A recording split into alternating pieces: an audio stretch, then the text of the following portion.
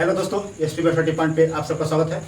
आज हम बात करने वाले हैं दोस्तों संविधान की जितना भी अनुसूची है उसके बारे में। मात्र 5 मिनट में आपको ये समझा देंगे अच्छे से, तो बस लास्ट तक बन रहिएगा। भले 1-2 मिनट ज़्यादा हो जाए और हम कोशिश करेंगे 5 मिनट में समाप्त करें। तो ठीक है, आइए इसको समझते पहले बेसिक समझ लेते हैं। तो मूल संविधान की बात करें तो मूल संविधान में पूछे कितना अनुसूची था, वो 8 अनुसूची थी। वर्तमान समय में कितना है? वर्तमान समय में कितना है? तो वर्तमान में आपको 12 हो जाएगा, यानी कि 4 बढ़ोतरी हुआ है। तो 4 किस तरह से कब तक संविधान संशोधन करके बढ़ोतरी किया गया, क्यों किया गया, क्या विषय उसमें है, उसको हम इस तरफ बताएंगे। और इस तरफ जो लिस्टिंग हम किए हैं क्रम संख्या 1, 2, 3, 4, 5, 6, 8 तक किए हैं, और 4 जो बाद में हुआ उसको हम बताएंगे। तो ये शुरू करते हैं, नहीं तो फिर ज़्यादा टाइम लग जाएगा। तो आप प्रथम अनुच्छेद ले लीजिए, प्रथम अनुसूची लीजिए, या प्रथम आप भाग लीजिए। सभी में भारत और जो राज्य है और उसका जो केंद्रशासित प्रदेश है उसका विवरण मिलता है। तो इसमें हो जाएगा आपका संघ, राज्य एवं यूटी, यानी केंद्र शासित प्रदेश का मिलता है। ठीक है, तो प्रथम में संघ, राज्य, केंद्र शासित प्रदेश। सेकंड में दूसरा अनुसूची में तो जितना भी संवैधानिक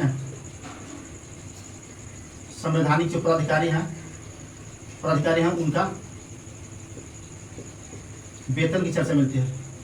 वेतन या भत्ता बोल सकते हैं, वेतन भत्ता की चर्चा मिलती है। ठीक है, थर्ड में है कि मान लीजिए पहले वेतन की चर्चा हो गया, तब ये शपथ ग्रहण करेंगे। ठीक है, तो सभी जो संवैधानिक पदाधिकारी हैं, संवैधानिक पदाधिकारी का शपथ ग्रहण।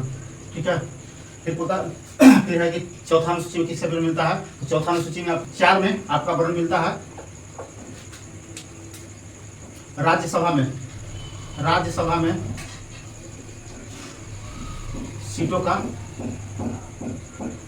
विवरण, कितने राज्य से और कितने केंद्र शासित प्रदेश चुन के आते हैं। यहाँ याद रखिएगा, राष्ट्रपति जब भी जो सदस्य आते हैं चुन करके, तो केंद्र शासित प्रदेश और राज्य दोनों से चुन कर आते हैं। ठीक है, 5वां में कहता है कि एससी और एसटी के प्रशासन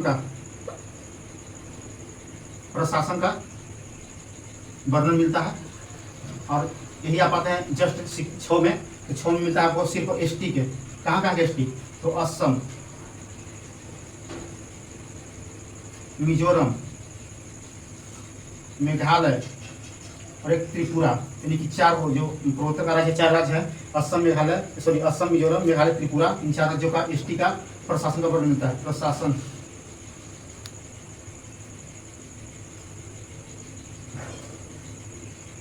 का वर्णन मिलता है।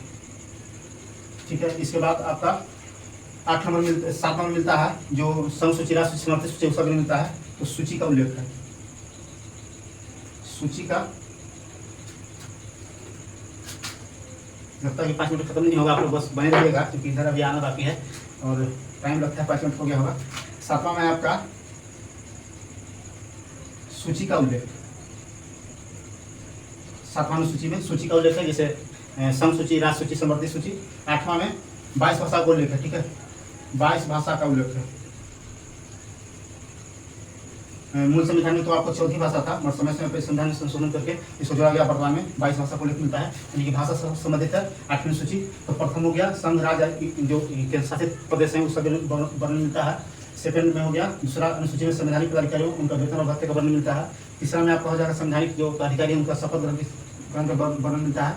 और चौथा अनुसूची में राज्यसभा में सीटों का वितरण मिलता है, जो राज्य से और केंद्र शासित प्रदेश से चुन कर आते हैं। 5वां में है कि SC ST के प्रशासन का वर्णन मिलता है समूचे भारत में। और 6ठा अनुसूची में है कि ST जो सिर्फ असम, मिजोरम, मेघालय, त्रिपुरा में निवास करते हैं उनके लिए प्रशासन की चर्चा वर्णन मिलता है। और 7वीं सूची में सूची का उल्लेख मिलता है। ठीक है, 8वीं में आपको 22 भाषा होता है, इनकी भाषा से संबंधित है अनुसूची। अब इधर आते हैं, यहाँ से बहुत प्रश्न पूछा जाता है इसमें। इसके बाद जब जरूरत पड़ा तो समय समय पे संशोधन करके संविधान में अन्य अनुसूची को जोड़ा गया, और मुख्य रूप से 4 अनुसूची जोड़ा गया, जो 8 से बढ़ के 12 हो गया। तो ये 8वां हो गया। 9वां अनुसूची, 9वां अनुसूची में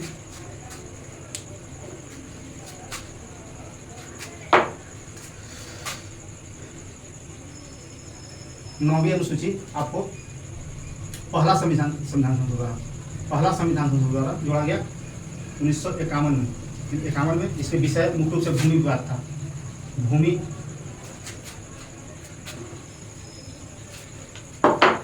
इसमें भूमि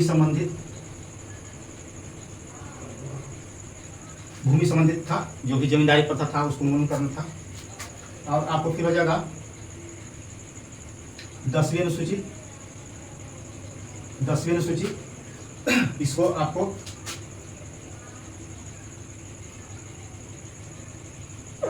52वां संविधान संशोधन जोड़ा गया।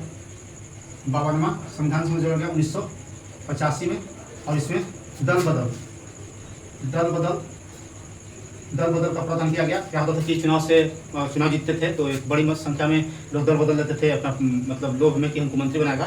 तो यहाँ पे 52वां संविधान संशोधन और 1985 द्वारा ऐसा प्रावधान किया गया कि जो भी दल किन्हीं को बदलना है तो चुनाव पूर्व बदले, चुनाव के बाद आपको नहीं बदलना है।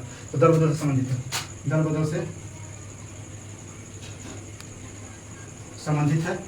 11वां में आते हैं तो 11वां में आपको हुआ था आपका 73वां संविधान संशोधन द्वारा।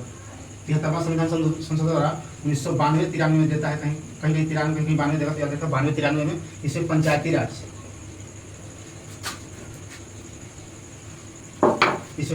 का संविधान दर्जा दिया गया। पंचायती राज का वर्णन मिलता है, पंचायती राज।